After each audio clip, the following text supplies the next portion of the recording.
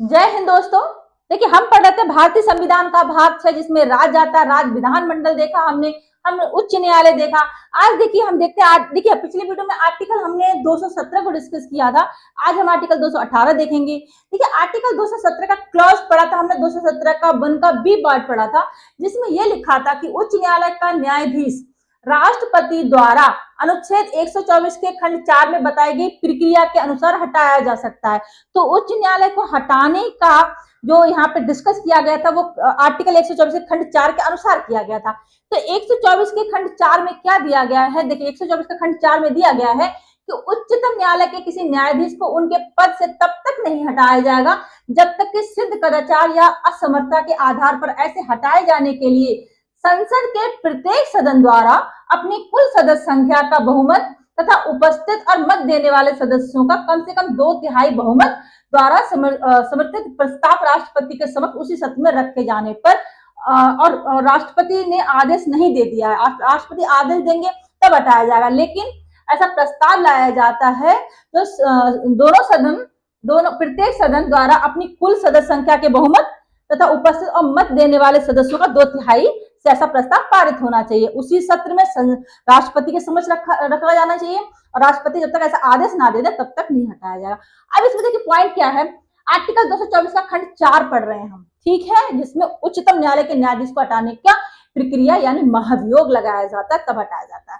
अब इसमें देखिए आर्टिकल 217 का खंड 1 का हमने पार्ट बी पढ़ा, जिसमें उच्च न्यायालय के न्यायाधीशों को हटाने के लिए 124 की बात की गई थी, लेकिन 124 में तो उच्चतम न्यायालय की बात की गई है।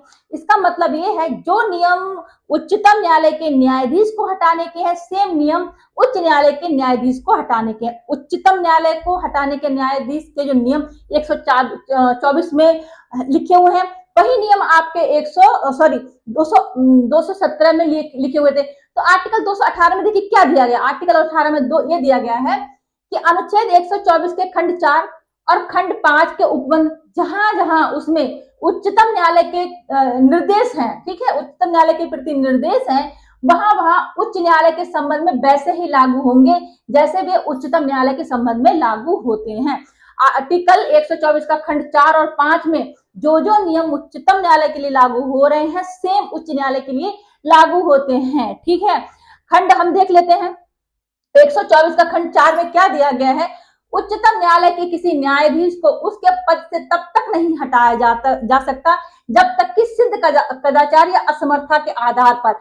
सिद्ध कदाचार का मतलब ये है कि जानबूझकर न्यायिक पद का दुरुपयोग, भ्रष्टाचार, ईमानदारी के प्रति कमी, ठीक है, या फिर नैतिक भ्रष्ट होना, ठीक है। देखिए स्पष्ट परिभाषा नहीं दी गई है संविधान में कदाचार, ये सिद्ध कदाचार की, लेकिन एक निर्णय में उच्चतम न्यायालय ने ये बोला था कि अगर कोई भी न्यायाधीश अपने पद का दुरुपयोग करते हैं या भ्रष्ट हैं, ठीक है, नैतिक भ्रष्ट हैं या फिर ईमानदारी की कमी, इन सब चीजों पर उनको कदाचार के प्रति यहाँ पे दोष सिद्ध किया जाता है, ठीक है। उसके बाद उनका महाभियोग लाया जाता है। देखिए महाभियोग लाया जाता है, देन उसकी प्रक्रिया होती है, ठीक है, नियम बनेंगे, ठीक है, प्रोसेस होगा, प्रक्रिया होंगी, जैसे समिति बनी तो उनके आरोप भी तो सिद्ध होंगे, मतलब आरोप की प्रक्रिया कैसे होंगी। देखिए वो आर्टिकल 124 का खंड 5 में दिया गया है, क्या दिया गया है, देखिए यदि संसद विधि द्वारा महाभियोग प्रस्ताव पारित करने की प्रक्रिया और आरोपों की जांच की रूपरेखा निर्धारित कर सकती है, आर्टिकल 124 के खंड 5 में ये दिया है।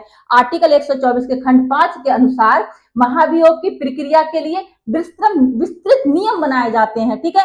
नियम बनाने का काम आर्टिकल 124 के खंड 5 के द्वारा किया जाता है। अनुच्छेद देखिए पढ़ लेते हैं, अनुच्छेद 124 के खंड 5 में अनुच्छेद 124 का जो क्लॉज 4 है उसमें वर्णित जो महाभियोग की प्रक्रिया है के लिए, महाभियोग की प्रक्रिया के लिए, प्रोसेस के लिए विस्तृत नियम बनाने की शक्ति दी गई है। उसमें देखिए फिर क्या हुआ, संसद ने इस अधिकार के तहत, क्योंकि प्रक्रिया बनाने के नियम का अधिकार है, उसके साथ संसद ने न्यायाधीश जांच अधिनियम 1968 लागू किया, जो महाभियोग की संपूर्ण प्रक्रिया मतलब प्रस्ताव शुरू होने से जांच तक को विनियोजित व्यवस्था करता है, ठीक है। ये जो इन्होंने एक्ट पारित किया, न्यायाधीश जांच अधिनियम 1968, दो कानून बने, न्यायाधीश जांच अधिनियम 1968 एक्ट, जिसमें जांच समिति बनाने, आरोप तय करने तथा रिपोर्ट प्रस्तुत करना है, ठीक है। न्यायाधीश जांच नियम 1968 जिसे 1970 भी बोलते हैं, जांच समिति का गठन व उसकी कार्यप्रणाली का प्रावधान है। अब देखिए, ठीक है, ये आपके दोनों क्लॉज हो गए, ठीक है, ये दोनों क्लॉज उच्च न्यायालय के लिए भी लागू होते हैं। सेम प्रोसेस है न्यायाधीश को हटाने का, ठीक है, महाभियोग लाया जाता है तो एक में नियम बनते हैं आर्टिकल 154 सॉरी 124 का क्लॉज 5 के अंतर्गत और 124 क्लॉज 4 के अंतर्गत, ठीक है, महाभियोग का यहाँ पे प्रोसेस दिया गया है, नियम बनते हैं 124 के खंड 5 के अनुसार। देखिए यहाँ पे एक टर्म यूज हुआ है, कुल सदस्य संख्या के बहुमत। कुल सदस्य संख्या के बहुमत का मतलब ये है, देखिए अगर लोकसभा में कुल निर्धारित सीटें 545 हैं, भले ही 530 सदस्य चुने गए हों या फिर सीटें खाली हो, फिर भी कुल सदस्य संख्या का मतलब 545 सीटें ही हैं, ठीक है।